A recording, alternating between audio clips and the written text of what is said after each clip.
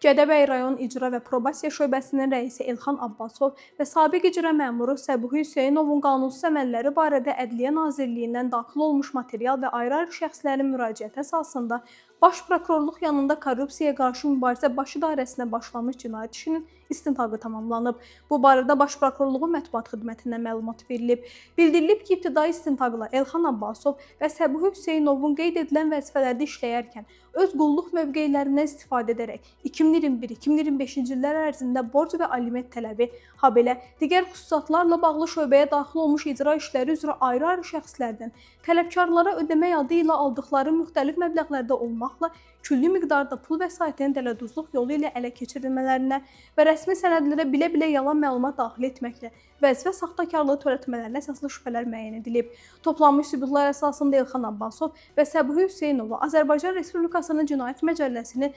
178.3.2 külli miqdarda ziyan vurma dələduzluq və 313 vəzifə saxtakarlığı maddələri ilə ittiham elan edilməklə Səbuhi Hüseynov barəsində polisin nəzarəti altına vermə, Elxan Abbasov barəsində isə polisin nəzarəti altına vermə və vəzifədən kənarlaşdırma qəti imkan tədbirləri seçilib. İş üzrə müəyyən edilmiş maddi ziyanın böyük hissəsinin ödənilməsi təmin edilib və cinayət işi baxılması üçün aidiyyatı üzrə Gəncə Ağır Cinayətlər Məhkəməsinə göndərilib.